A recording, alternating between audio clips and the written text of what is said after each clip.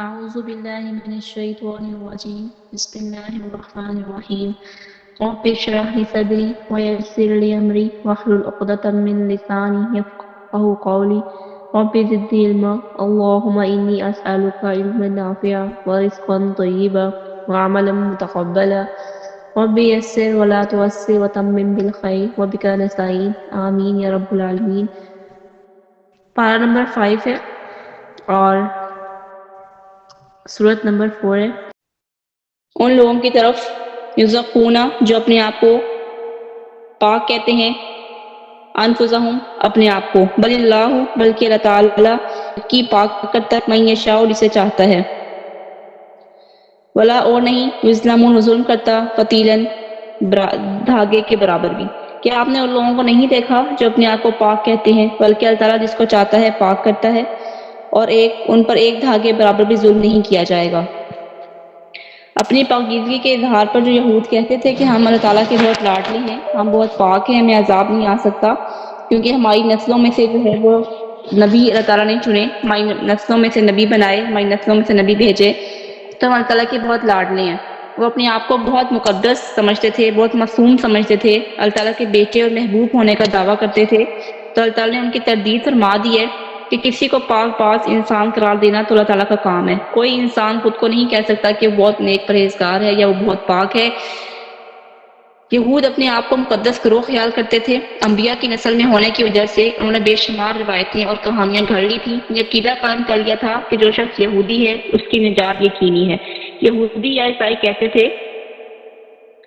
انہوں نے کہا کہ کوئی شخص جنت میں ہرگز داخل نہیں ہوگا مگر وہ جو یہودی یا عیسائی ہو، یہ ان کی تمنائیں ہیں۔ آپ کہہ دیں کہ اپنی دلیل لاؤ اگر تم سچے ہو۔ سورۃ البقرہ میں اللہ تعالیٰ نے ان کو یہ فرما دیا ہے کہ اگر تم یہ کہتے ہو کہ یہودی اور عیسائیوں کے علاوہ کوئی جنت میں نہیں جائے گا تو اپنی دلیل لاؤ، اور ان کی تمنائیں صرف اور صرف ان کی تمنائیں ہیں۔ آپ صلی اللہ علیہ وسلم سے کہہ دیں کہ اگر تم سچے ہو تو اپنی دلیل لاؤ۔ اور آج مسلمان بھی جو ہے اپنے آپ کو پاک قرار دیتے ہیں۔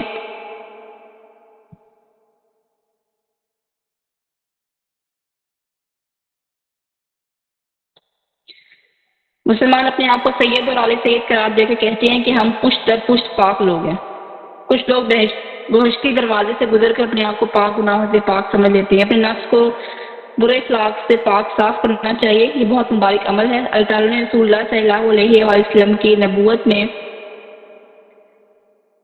اس لیے اللہ تعالیٰ نے رسول پاک صلی اللہ علیہ وسلم کو بھیجا کہ رسول پاک صلی اللہ علیہ وسلم کی تعلیمات کے موافق جو شخص اپنے نفس پر ظاہر برے اخلاق اور برے اعمال سے پاک کرے، اللہ تعالیٰ نے اس کی تعریف میں فرمایا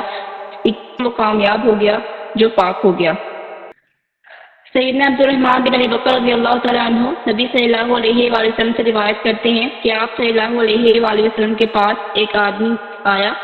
آدمی نے عرض کیا، اے اللہ کے رسول، فلاں فلاں کام میں اللہ کے رسول صلی اللہ علیہ وآلہ وسلم کے بعد کوئی بھی اس سے بہتر نہیں۔ تو نبی صلی اللہ علیہ وآلہ وسلم نے فرمایا، تجھ پر افسوس ہے کہ تو نے اپنے ساتھی کی گردن کاٹ دی۔ آپ نے جملہ کئی مرتبہ دہرایا، پھر رسول اللہ صلی اللہ علیہ وآلہ وسلم نے فرمایا، اگر تم میں سے کوئی آدمی اپنے بھائی کی تعریف ضرور کرنا چاہے تو اسے چاہیے کہ وہ فرمائے، میں گمان کرتا ہوں کہ وہ ایسا ہی ہے، اور وہ اس پر بھی یہ رائے رکھے کہ میں اللہ کے مقابلے میں کسی کو بہتر نہیں سمجھتا۔ صحیح مسلم کی حدیث ہے 7502 نمبر پہ کہ اگر ہمیں کسی کی تعریف کرنی ہے یا کسی کو اچھا سمجھنا ہے تو ہم گمان کے لحاظ سے اچھا کریں، اس کو 100% اچھا نہ کہیں، اس کو 100% اس کی شیورٹی نہ دیں،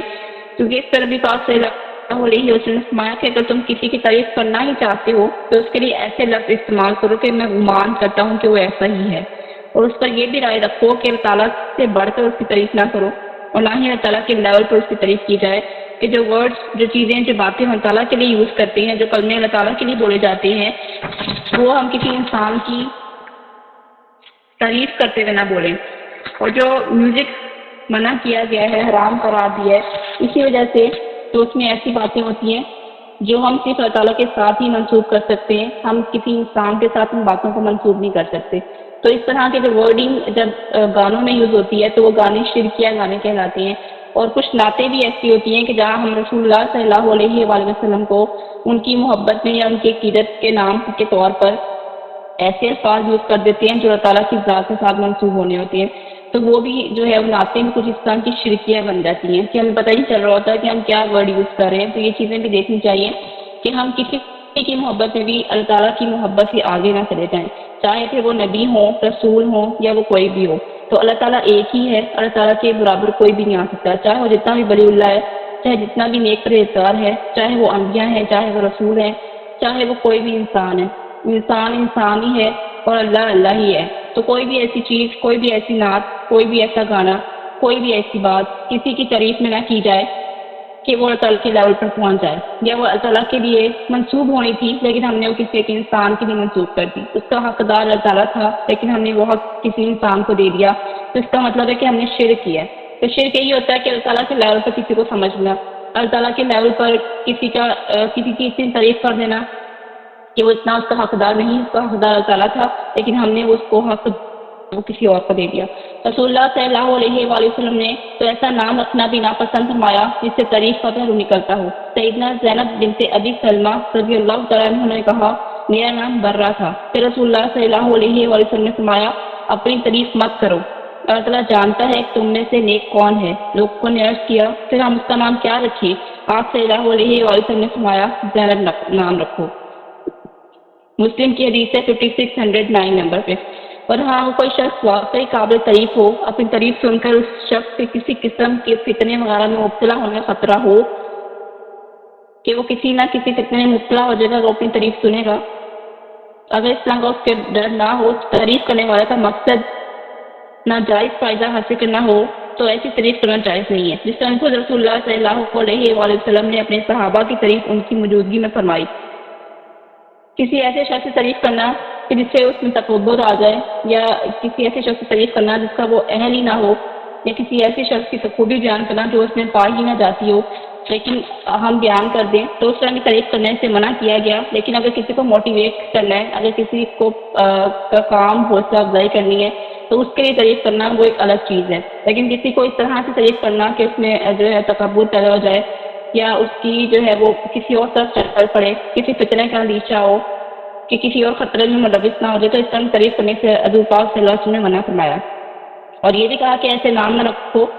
کہ آپ اپنی تعریف خود بیان کر رہے ہو یا اپنے آپ کو پاک صاف کہہ رہے ہیں، کیونکہ برہ کا مطلب تھا پاکیزہ. تو یہاں پر حضور پاک صلی اللہ علیہ وسلم نے یہ بھی فرمایا کہ اپنی تعریف مت کرو، اور نہ ہی اللہ تعالیٰ نے بھی فرما دیا کہ اپنے آپ کو پاک مت کہو، کیونکہ اللہ جس کو چاہتا ہے اس کو پاک کرتا ہے اور اللہ بہتر جانتا ہے کہ تم میں سے کون پاکیزہ ہے. یہ آیت یہ بھی ثابت کرتی ہے کہ کسی گروہ سے وابستگی کسی کو پاکیزہ نہیں بناتی، بلکہ اللہ تعالیٰ جس کو چاہتا ہے پاک کر دیتا ہے. اللہ تعالیٰ دلوں اور عملوں کو خوب جانتا ہے، اس لیے وہ فیصلے دے سکتا ہے کہ پاک کون ہے. اللہ تعالیٰ اس کو پاک کرنا چاہتا ہے جو پاک ہونے کی خواہش رکھتا ہو، جو پاک ہونے کا ارادہ کرے، جو پاک ہونے کے لیے کوششیں کرے. اور اللہ تعالیٰ کہتے ہیں کہ ان پر میں ایک دھاگے برابر بھی ظلم نہیں کرتا. اللہ تعالیٰ انسان اور انسان میں عدل کی بنیاد پر فرق کرتا ہے. یہ فرق ضرور کی بنیاد پر نہیں ہوتا، وہ کسی پر بھی ظلم نہیں کرتا. اور یہی بات جو ہم نے بھی پڑھی کہ شرک میں کیا کیا چیزیں آ سکتی ہیں، جیسے یہود و نصارہ کی طرح جو ہے آج کل مسلمان بھی شرک میں گرفتار ہیں. وہ کیا کرتے ہیں کہ مصیبت کے وقت غیر اللہ کو پکارتے ہیں. یہاں سے ہمیں دیکھنا چاہیے کہ جب ہم پہ کوئی آزمائش آئی ہے، کوئی نقصان ہمیں پہنچا ہے، کوئی تکلیف پہنچی ہے، تو اس ٹائم ہم کس کو یاد کر رہے ہیں؟ اگر ہم اللہ تعالیٰ کے سوا کسی اور کو یاد کر رہے ہیں، اللہ تعالیٰ کے سوا کسی اور کے پاس جا رہے ہیں، کسی اور سے مدد لے رہے ہیں اللہ تعالیٰ کے سوا، اللہ تعالیٰ کو یاد کرنے کے بعد تو اللہ تعالیٰ یقیناً مسائل بناتا ہے. اللہ تعالیٰ نے خود آ کر تو مدد نہیں کرنی ہوتی، یقیناً انسانوں کی مدد انسانوں کے ذریعے ہی ہوتی ہے. لیکن ایک فرق صرف یہ ہوتا ہے کہ یا تو آپ ڈائریکٹلی اللہ کو چھوڑ کر انسان کے پاس چلے گئے، یا پھر اللہ تعالیٰ سے کنیکٹ ہونے کے بعد جو ہے آپ اللہ تعالیٰ سے مدد مانگنے کے بعد کوئی انسان آپ کے لیے مدد کرتا ہے تو وہ شرک میں نہیں آتا. لیکن اگر آپ اللہ تعالیٰ سے کنیکٹ ہی نہیں ہوتے، بتاتے ہی نہیں، اور آپ کے پاس جو بھی مصیبت آتی ہے آپ فوراً کسی آدمی کے پاس بھاگتے ہیں، کسی پیر کے پاس، کسی عامل کے پاس، کسی علماء کے پاس فوراً بھاگ جاتے ہیں، لیکن آپ اللہ تعالیٰ کو نہیں بتاتے ہیں، اللہ تعالیٰ سے مدد مانگتے ہیں، تو یہ چیز شرک میں آتی ہے کہ اللہ کو چھوڑ کر آپ غیر اللہ کے پاس جا رہے ہیں. اور دوسرا یہ کہ اٹھتے بیٹھتے ان کے نام کا وظیفہ کرتے ہیں، کسی کے نام کا بھی، ان کے نام پر روزہ بھی رکھتے ہیں، یہ بھی شرک میں آتا ہے. ان کی قبروں کو پوچھتے ہیں، ان کے نام پر جانور ذبح کرتے ہیں اور ان کی منتیں مانگتے ہیں، وہ بھی مشرک کے حکم میں آتی ہیں. یہ سارے وہ کام ہوتے ہیں جو مشرک کرتے ہیں، یہ سب کچھ شرک کہلاتا ہے کہ اللہ تعالیٰ کے سوا کسی کے علاوہ آپ کسی کے ساتھ یہ کام کر رہے ہیں، چاہے وہ اس کی جتنی بھی معزز ہستی ہے، تو آپ نہیں کر سکتے. آیت نمبر 51 ہے الم تری الذین، کیا تم نے ان لوگوں کی طرف نہیں دیکھا اوتو دیا گیا نصیباً حصہ من الکتاب کتاب میں سے یؤمنون جو ایمان رکھتے ہیں بالجبتی بتوں پر وطاغوت اور باطل معبود پر ویقولون اور کہتے ہیں للذین ان لوگوں سے کافروا جنہوں نے کفر کیا ہؤلاء یہی ہے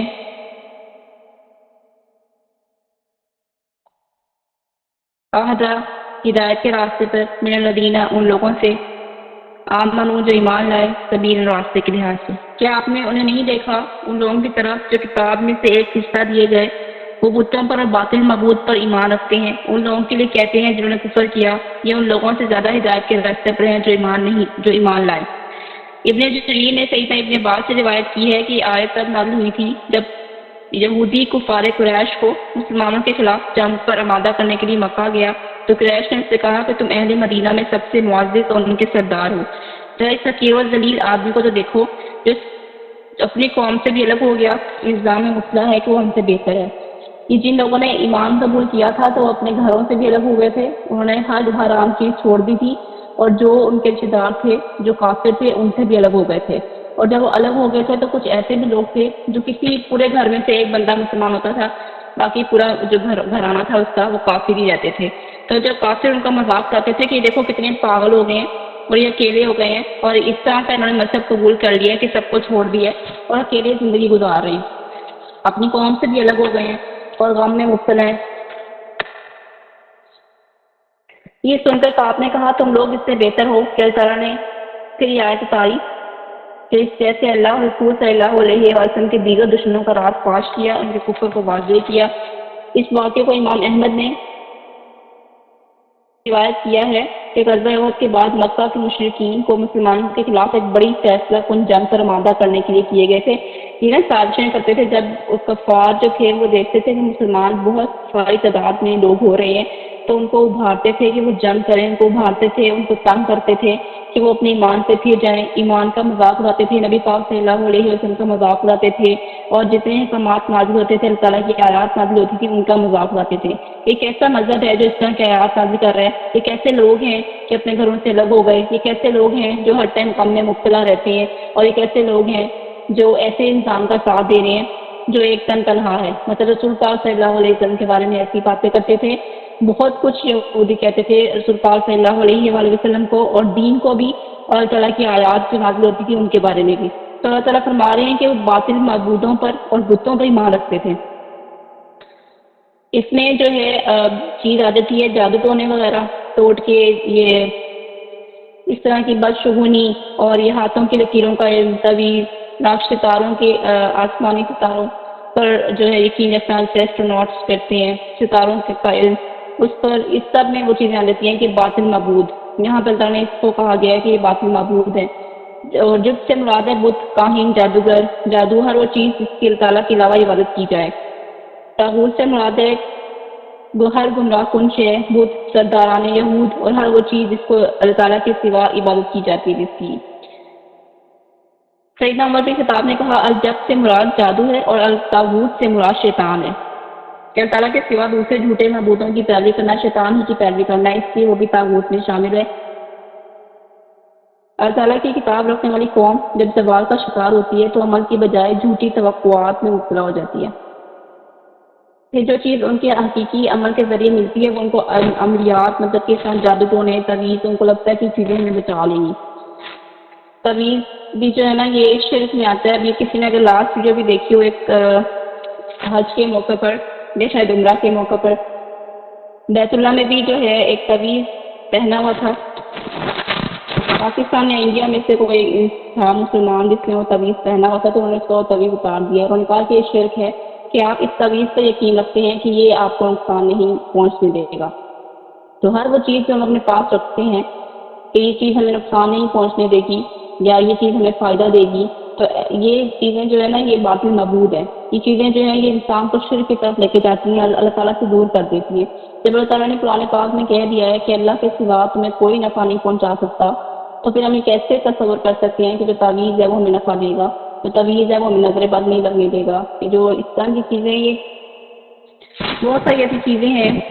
جو سننے میں بہت نئی لگ رہی ہوتی ہیں لیکن ان کا کانسیپٹ جو ہے بہت غلط ہوتا ہے. اس سے عقیدہ انسان کا بدل جاتا ہے اور جب عقیدہ بدل جاتا ہے تو پھر عبادات قبول نہیں ہوتی، پھر دعائیں قبول نہیں ہوتی اور پھر انسان جو ہے نا فطر میں مبتلا ہو جاتا ہے. اللہ تعالیٰ ہمیں اس سے بچائے رکھے. آیت نمبر 52 ہے اولئک، یہی لوگ ہیں الذین، جنہوں نے لعنہم اللہ، اللہ تعالیٰ کی لعنت لی ہے، ومن یلعن، اور جس پر لعنت کر دے اللہ، اللہ تعالیٰ، فلن، پھر ہرگز نہیں تاریدہ وہ پائے گا لہو اس کے لیے نصیرن کوئی مددگار. یہی لوگ ہیں جن پر اللہ تعالیٰ نے لعنت کی ہے اور جس پر اللہ تعالیٰ لعنت کرتا ہے تو اس کے لیے آپ ہرگز کوئی مددگار نہیں پائیں گے. یہی بات اللہ تعالیٰ ہر جگہ بتا رہے ہیں کہ اللہ تعالیٰ کے سوا کوئی مددگار نہیں، اللہ تعالیٰ کے سوا کوئی دوست نہیں، اور جب اللہ تعالیٰ کسی پر لعنت کر دیتا ہے تو پھر اس کا تو ویسے کوئی مددگار ہی نہیں ہوتا. اور اس مرضی کو اپنی مدد کے لیے ڈھونڈے، کوئی انسان اس کی مدد نہیں کرتا، کوئی چیز اس کا نفع نہیں دیتی جب تک اللہ تعالیٰ نہ چاہے. تو ایسے ہی ہے کہ جب تک اللہ تعالیٰ نہ چاہے کوئی چیز نقصان نہیں پہنچا سکتی. اس صرف ہمارا ایک جو ہے کانسیپٹ ہوتا ہے کہ ہم اس طرح کریں گے یا ہم اس عامل کے پاس جائیں گے، اس پیر کے پاس جائیں گے تو یہ چیزیں جو ہے ہمیں سیف کر لیں گی، ہم نقصانات سے بچ جائیں گے. ایسا نہیں ہوتا. اس کے لیے اللہ تعالیٰ نے وسائل پیدا کیے ہیں. وسائل میں کیا رکھا ہے کہ حدیث اور قرآن پاک. اگر ایسا ہوتا تو یہودی بھی رسول پاک صلی اللہ علیہ وسلم کو یہی کہتے تھے کہ یہ تو اللہ تعالیٰ کے نبی ہی نہیں ہے، یہ تو اللہ تعالیٰ کے نبی، ہم ان کو نہیں مانتے، کیونکہ اگر یہ اللہ تعالیٰ کے نبی ہوتے تو یہ اتنی زیادہ جنگوں میں اور اس طرح سے شہید، مطلب اس طرح سے اپنے اوپر ظلم و ستم کیوں برداشت کرتے، ان پہ ظلم کیوں ہوتا، ان کو لوگ نقصان کیوں پہنچاتے، تو یہ اپنا دفاع خود کرتے. جب نبی صلی اللہ علیہ وسلم اپنا دفاع خود نہیں کر سکتے، جب نبی پاک صلی اللہ علیہ وسلم نے یہ کہہ دیا کہ میرے پاس گیپ کر نہیں ہے، میں کسی کے نقصان اور فائدے کا، میں نہیں کسی کو بھی نفع نقصان دے سکتا، میرے ہاتھ میں کچھ بھی نہیں ہے، تو نبی پاک صلی اللہ علیہ وسلم سے بڑھ کر اور کیا چیز ہو سکتی ہے جس کو ہم یہ سمجھیں کہ یہ ہماری نفع نقصان کا باعث ہے. جب نبی صلی اللہ علیہ وسلم نے اپنی بیٹی کو بھی کہہ دیا کہ فاطمہ میں تمہارے لیے کچھ نہیں کر سکوں گا قیامت کے دن، تم اپنے مال خود کر کے آنا، تو پھر اس سے بڑھ کر ہم کسی کے لیے سوچیں کہ اگر ہم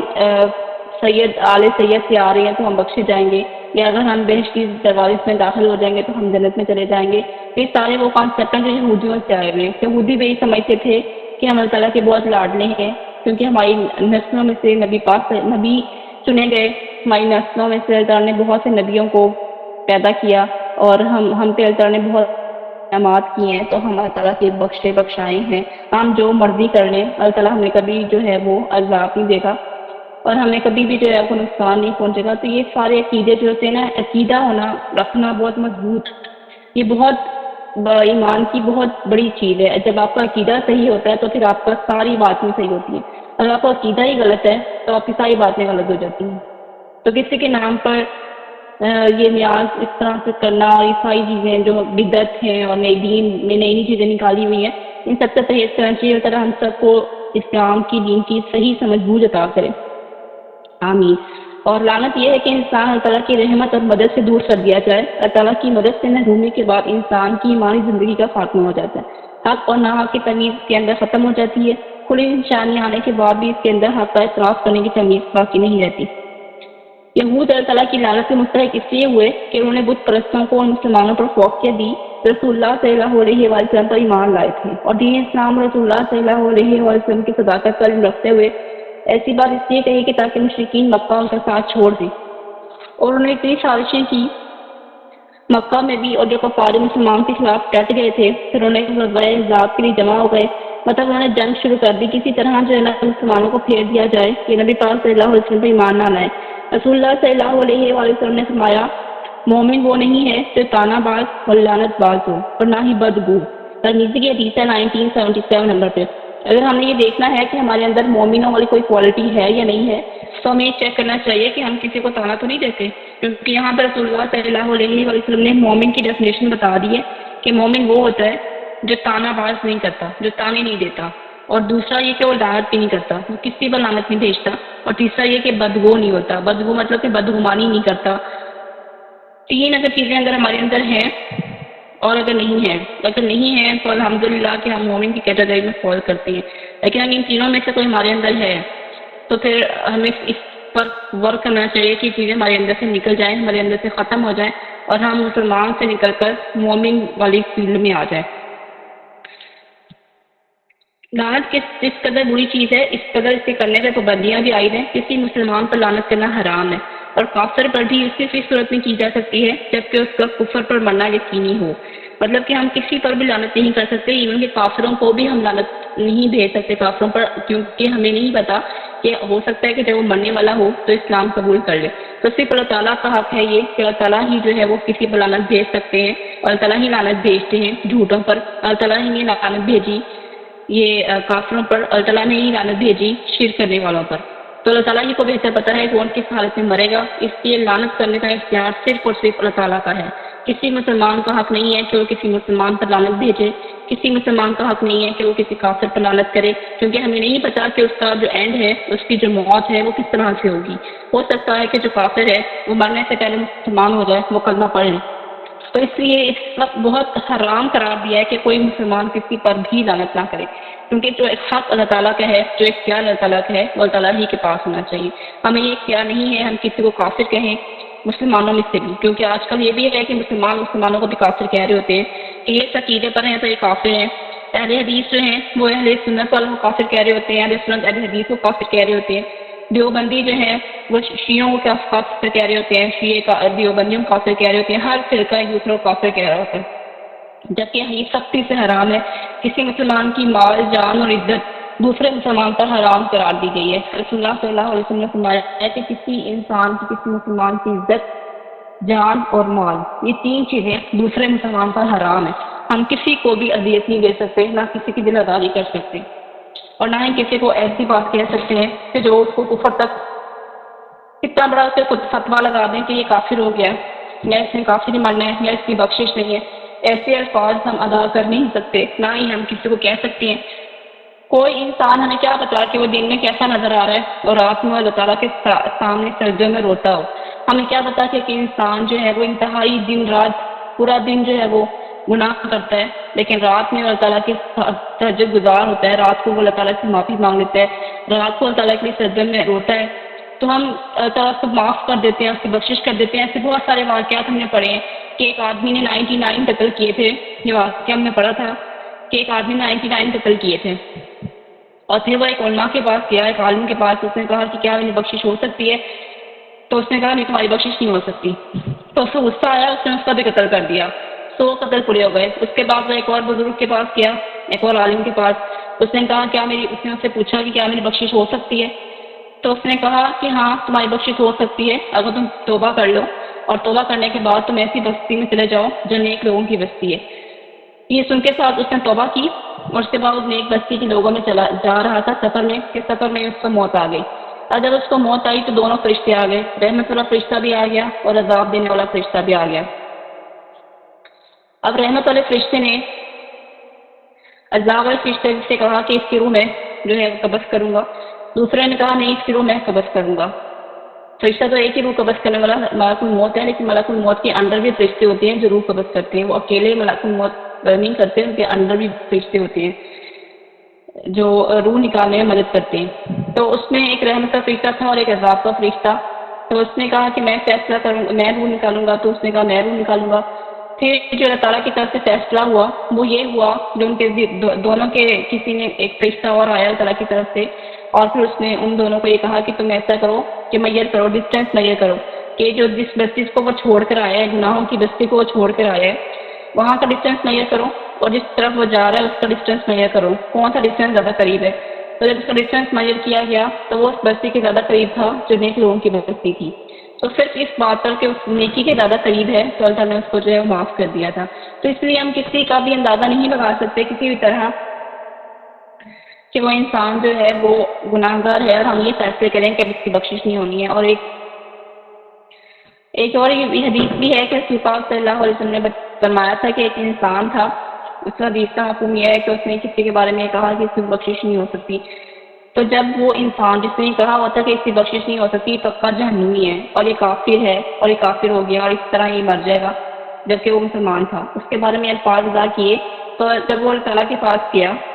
تو اللہ تعالیٰ نے کہا کہ تم کون ہوتے تھے یہ کہنے والے کہ میں اس کی بخشش نہیں کروں گا. تو میں نے اس کو تو معاف کر دیا لیکن میں تمہیں اب پکڑ لوں گا، تو اس پر اللہ تعالیٰ کا پھر عذاب ہوا۔ تو اس لیے یہ چیزیں احتیاط کرنی چاہیے، کسی بھی مسلمان کو حقیر نہیں سمجھنا چاہیے، اور یہ کہ ہم بہت نیک پرہیزگار ہیں اور باقی سب جو ہیں وہ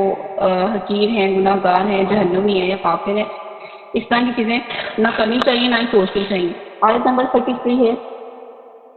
ام لہم، کیا ان کے لیے نصیب کوئی حصہ ہے من الملکی، حکومت میں سے، فائزن، تو تب لا یؤتونا، وہ نہیں دیں گے الناس لوگوں کو نکیرہ، کھجور کی گٹھلی کے شگاف برابر، یا ان کے لیے حکومت میں کوئی حصہ ہے۔ یہودیوں کے بخل کی بات ہو رہی ہے کہ اگر ہم یہودیوں کو حکومت میں کوئی حصہ دے دیں تب وہ لوگوں کو کھجور کی گٹھلی کے شگاف برابر بھی نہ دیں گے، مطلب کہ وہ اتنے دنیا سے محبت کرنے والے لوگ ہیں کہ اگر ان کو حکومت مل جاتی ہے تو وہ کسی کو بھی نہیں آنے دیتے، اور مسلمانوں کو تو وہ بالکل بھی نہیں اپنے لیول پر آنے دیں گے۔ تو یہ اللہ تعالیٰ فرما رہے ہیں کہ یہودی کے بخل کے معاملے میں کہ ان سے مراد یہ ہے کہ اللہ تعالیٰ کے اقتدار اور اختیار میں ان کا کوئی حصہ ہی نہیں ہے۔ اگر ان کا اللہ تعالیٰ جیسے اللہ تعالیٰ کی بادشاہت میں سے ان کا کوئی حصہ ہوتا تو یہ کھجور کی گٹھلی کے جو شگاف جتنا بھی مسلمانوں کو نہ دیتے، اگر ایسا ہوتا تو لوگ بھوک سے ہلاک ہو جاتے۔ اس آیت میں اللہ تعالیٰ نے یہودیوں کے بخل کا حال بیان کیا ہے کہ اگر ان کے پاس حکومت ہوتی تو شدت بخل کی وجہ سے کھجور کی گٹھلی، کھجور کا جو کور ہوتا ہے، کھجور جب ہم اتارتے ہیں اس کے اوپر جو ٹرانسپیرنٹ کور ہوتا ہے اس کے برابر اللہ تعالیٰ نے اس چیز کی ایگزامپل دی ہے کہ اس کے برابر بھی وہ کسی کو چیز نہ دیتے اگر وہ اختیار میں آتے تھے۔ اگر اللہ تعالیٰ ان کو عزتوں سے نواز دیتا، اگر اللہ تعالیٰ کہ ہاں بس کوئی ذرا سا بھی رتبہ ہو جاتا ہے نا تو وہ مسلمانوں کو تو ویسے ہی مانتے تھے، اور آج بھی ویسے ہی کر رہے ہیں۔ آیت نمبر 54 ہے، ام یحسدون، کیا وہ حسد کرتے ہیں الناس لوگوں سے علی پر ایمان کے جو آتاہم اللہ تعالیٰ نے ان کو دیا، اللہ تعالیٰ نے من فضلہ اپنے فضل سے، فقط تو یقیناً آتینا ہم نے دی ہے یہ آل ابراہیم اولاد ابراہیم کو الکتاب کتاب والحکمت اور حکمت، واتینا ہم دی ہیں ہم نے انہیں ملکن بادشاہت عظیم بہت بڑی۔ یا وہ لوگوں سے اس پر حسد کرتے ہیں کہ جو اللہ تعالیٰ نے انہیں اپنے فضل سے عطا کیا، تو یقیناً ہم نے اولاد ابراہیم کو کتاب و حکمت دی اور ہم نے انہیں عظیم بادشاہ سے بھی نوازا۔ آخری نبی کی نبوت پر یہود کی حسد کی وجہ یہ تھی کہ وہ کہتے تھے کہ اللہ تعالیٰ نے اللہ تعالیٰ ان کے ایک صفت کے بخل کے بعد دوسری ان کی صفت بخل کو اور حسد کو بیان کر رہے ہیں کہ لوگوں سے مراد نبی کریم صلی اللہ علیہ وسلم اور مومنین سے حسد تھا ان کا۔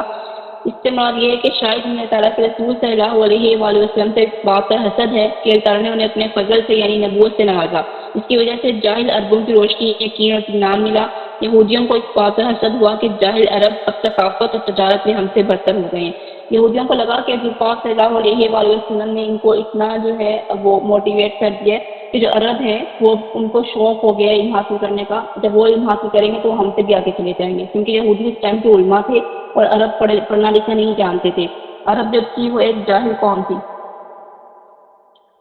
تو عربوں کا شوق نہیں تھا، عرب صرف وہ چیز مانتے تھے جو سمجھ نہیں آتی تھی علماء سے جا کے پوچھ لیتے تھے۔ اس ٹائم یہودی علماء ہوتے تھے وہ اپنی مذہب کے اکارڈنگ وہ گائیڈ کر دیتے تھے اور وہی چیز چلتی رہتی تھی۔ جب نبی پاک صلی اللہ علیہ وسلم آئے انہوں نے حلال اور حرام کا فرق بتایا، انہوں نے شوق پیدا کیا مسلمانوں میں بھی اور عرب میں بھی کہ وہ پڑھنا لکھنا نہ جانے، اور پھر انہوں نے بہت ساری فتوحات کی، تو یہودی اس چیز سے بہت زیادہ حسرت میں آ گئے کہ اب جو عرب ہیں یہ ہم سے آگے نکل جائیں گے، تو اس لیے انہوں نے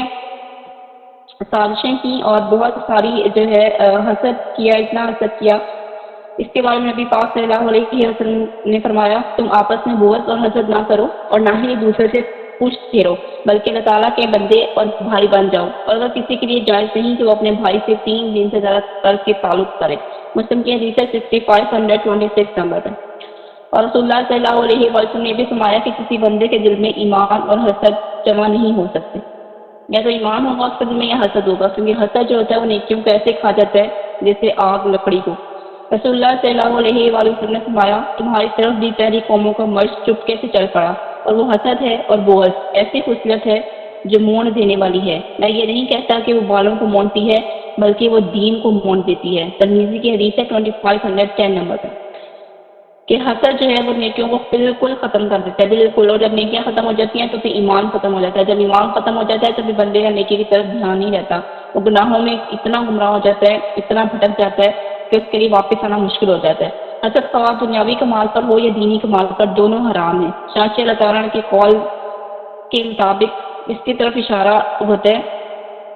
یہ حسد دو طرح کے لوگ کرتے ہیں، جن کے پاس نعمت نہ ہو وہ حسد کرتے ہیں، یا جن کے پاس اللہ تعالیٰ کی نعمتیں ہوں پھر وہ حسد کریں، تو یہ شر اور بگاڑ ہے، اور یہ بگاڑ یہودیوں کے حصے میں آیا۔ اور اللہ نے کہا کہ یقیناً ہم نے اولاد ابراہیم کو کتاب و حکمت دی، ہم نے انہیں عظیم بادشاہت سے نوازا۔ اس سے مراد یہ ہے کہ تمہارا غم و غصہ اور حسد درست نہیں ہے، کیونکہ نبوت بنی اسماعیل میں کیوں چلی گئی۔ ان کا یہ تھا کہ بنی اسماعیل جو تھے ان میں نبوت کیوں گئی، وہ نبی کیوں بنے۔ پھر اس کے بعد ابراہیم علیہ السلام، تو یہودی نے سارا دونوں تھے کہ ابراہیم علیہ السلام تک جو نبی تھے نا وہ بنی اسرائیل میں صحیح تھے، وہ انہی کی نسلوں میں سے تھے۔ لیکن جب اسماعیل علیہ السلام کو نبوت سے اللہ نے نوازا، جب وہ نبی بنے تو یہاں سے ان کا حسد شروع ہو گیا کہ ان کے حصے میں نبوت کیوں آئی۔ سیدنا ابراہیم کے زمانے سے ہی ان پر فضل و کرم رہا، اللہ تعالیٰ نے کتاب، حکمت، نبوت اور اقتدار عطا کیا تھا، لیکن انہوں نے اس فضل کی کوئی قدر نہیں کی۔ جن پر اللہ تعالیٰ نے اتنا فضل کیا ہو ان کے لیے تو یہ رویہ درست ہی نہیں کہ وہ انکار کریں اور کفر کریں، کیونکہ سب سے زیادہ امت جس پر نوازا گیا، سب سے زیادہ قوموں میں سے جس پر اللہ تعالیٰ نے نعمتیں کی، جن میں معجزے کیے، جن میں نبی بھیجے اور نبی در نبی بھیجے، کتابیں نازل کی، کتنا کچھ اللہ تعالیٰ نے ان کو نوازا۔ اور اللہ تعالیٰ نے قرآن پاک میں کہا کہ یہ وہ امت ہے، یہ وہ قوم ہے جس کو تمام جہانوں پر جو ہے نا فضیلت ملی ہے، اس کے باوجود بھی انہوں نے انکار کیا اور اس کے باوجود بھی انہوں نے جو ہے وہ کفر کیا۔ تو یہاں اللہ تعالیٰ فرماتے ہیں کہ اللہ تعالیٰ جس کو چاہتا ہے بادشاہت عطا کرتا ہے۔ سیدنا یوسف علیہ السلام کو بھی ملی، داؤد علیہ السلام کو بھی بادشاہت ملی، اور سلیمان علیہ السلام کو بھی اللہ تعالیٰ نے بادشاہت دی تھی۔ تو یہ وہ نبی تھے جو نبی بھی تھے اور بادشاہ بھی تھے، کہ ان کو کتاب و سنت سے بھی نوازا اور نبوت سے بھی نوازا اور ایک اقتدار بھی عطا کیا۔ تو اس پر یہودیوں کا بہت ہی اختلاف ہوا، بہت حسد ہوا۔ حکومت، سلطنت، اختلاف کتاب و حکمت کے نتائج میں ہیں۔ جب بھی کسی قوم کو اللہ تعالیٰ کی کتاب اور حکمت عطا کرے تو وہ سچی شکر گزاری کے ساتھ اسے قبول کر لیں، تو اللہ تعالیٰ اس سے خلافت بھی عطا کرتے ہیں۔ یہود کا حسد اسی وجہ سے تھا کہ وہ جانتے تھے کہ زمین کی بادشاہت قرآن حکیم کے ساتھ بندھی ہوئی ہے۔ یہودی آج بھی یہ جانتے ہیں کہ اگر مسلمان پکا مسلمان ہو جائے تو وہ ہم سے آگے نکل سکتے ہیں، کیونکہ قرآن پاک، یہ یہودیوں کو ذہن میں دیکھیں، یہ مسلمانوں کے ذہن میں ایسی باتیں ابھی تک نہیں ہیں، جبکہ ان کے پاس کتاب ہے، قرآن پاک ہے۔ اور جبکہ یہودی یہ کہتے ہیں کہ اگر یہ قرآن پاک پر عمل کرنا شروع کر دیں گے تو یہ تو فتح، کامیابی ان کا مقدر ہو جائے گی اور یہ ہم سے آگے نکل جائیں گے۔ اس لیے وہ کبھی کس طرح کے گیجٹ یوز کرتے ہیں، کبھی کس طرح کی چیزیں لا رہے ہیں کہ کسی طرح مسلمانوں کو ڈسٹریکٹ کیا جائے، اپنے دین سے پھر جائیں۔ ان کو اس طرح کے ان کا وقت اس طرح برباد کرو کہ یہ لوگ اپنے قرآن کو ٹائم نہ دے سکیں، یہ لوگ اپنے دین کو ٹائم نہ دے سکیں، کیونکہ جب یہ قرآن اور دین پر آ گئے تو پھر ہمارا زوال شروع ہے، یہ ہم پر حکمرانی کریں گے۔ تو اس لیے سارا دن رات ان کی کوشش یہ ہے کہ ان کو اس طرح سے مصروف رکھا جائے، ان کو اس طرح کی ایکٹیویٹیز میں لگاؤ، ان کے لیے اس طرح کی ایپس بناؤ، اس طرح کی گیمز بناؤ کہ سارا دن اسی میں الجھے رہیں۔ ان کے پاس ٹائم ہی نہ ہو کہ موبائل سے نکلنے کا، ان کے پاس ٹائم ہی نہ ہو کہ یہ اپنے قرآن کو ٹائم دے سکیں۔ اور یہاں بھی وہی ذکر ہے کہ یہودیوں کا حسد یہی ہے کہ زمین کی بادشاہت قرآن حکیم کے ساتھ بندھی ہوئی ہے۔ یہ یہودیوں کو پتہ ہے کہ جو زمینی بادشاہت ہے، اگر ہم زمین پہ بادشاہ بن کے رہنا چاہتے ہیں تو ہم قرآن پر عمل کریں گے تو ہم زمین کے بادشاہ بن جائیں گے، لیکن جو یہ لوگ نہیں کرنے دیتے ہمیں، اور نہ ہی ہم خود چاہتے ہیں اب کہ ہم کریں۔ اور جس کو ہم کہتے ہیں ہمارے پاس ٹائم نہیں، ہمارے پاس ٹائم نہیں، ہمارے پاس ٹائم مینج نہیں ہوتا، اگر یہی ٹائم ہمارے پاس مینج ہو جائے، اور جن لوگوں کے پاس یہ ٹائم مینج ہو جاتا ہے وہ واقعی اپنے اندرونی سکون ان کو ملتا ہے، اور جو سکون جس کو مل جائے نا، جس کے اندر سکون اور جن کا دل مطمئن ہو، وہی حقیقت میں بادشاہ ہوتے ہیں۔ اور یہ وہی بات ہے کہ جب آپ لا الہ الا اللہ پر یقین کر لیں، جب آپ یہ کہہ دیں کہ اللہ تعالیٰ کے سوا کوئی معبود نہیں تو وہی بادشاہ ہوتا ہے۔ ایک آدمی آیا تھا نبی پاک صلی اللہ علیہ وآلہ وسلم کے پاس، اور اس نے کہا تھا کہ میں بادشاہ بننا چاہتا ہوں، مجھے بتائیں میں ایسا کیا عمل کروں۔ تو رسول اللہ صلی اللہ علیہ وآلہ وسلم نے فرمایا کہ لا الہ الا اللہ، یہ چیز اختیار کرو، یہی تمہیں بادشاہ بنا دے گی۔ اور پھر انسان کے دل میں کسی کا خوف نہیں ہوتا جب ہم لا الہ الا اللہ پر عمل کرتے ہیں، لا الہ الا اللہ کو اپنا لیتے ہیں اور لا الہ الا اللہ کے مطابق چلتے ہیں، اور لا الہ الا اللہ پر یقین کرتے ہیں، توکل کرتے ہیں، اس پر امید باندھتے ہیں، اس کو دل میں بسا لیتے ہیں، دماغ میں بسا لیتے ہیں، تو ہم واقعی ہم بادشاہ بن جاتے ہیں۔ پھر ہمیں کسی کی ضرورت نہیں رہتی، پھر ہمیں کسی کا ڈر نہیں رہتا، کسی کا خوف نہیں رہتا، کسی کے کھو جانے کا ڈر نہیں رہتا، کسی چیز کی کمی محسوس نہیں ہوتی۔ جب اللہ ہو جاتا ہے تو پھر وہ کافی ہو جاتا ہے۔ تو اللہ تعالیٰ ہم سب کو شرک سے محفوظ رکھے، اللہ تعالیٰ ہم سب کو ریاکاری سے بچائے، بخل سے بچائے، اللہ تعالیٰ ہم سب کو منافقت سے بچائے، اللہ تعالیٰ ہم سب کو مومنات میں سے کر دے، آمین۔ اللہم اغفر لی وللمؤمنین والمؤمنات والمسلمین والمسلمات ربنا لا تزغ قلوبنا بعد إذ هديتنا وهب لنا من لدنك رحمة إنك أنت الوهاب يا مقلب القلوب ثبت قلبي على دينك ربنا آتنا في الدنيا حسنة وفي الآخرة حسنة وقنا عذاب النار آمين يا رب العالمين. السلام علیکم ورحمۃ اللہ وبرکاتہ.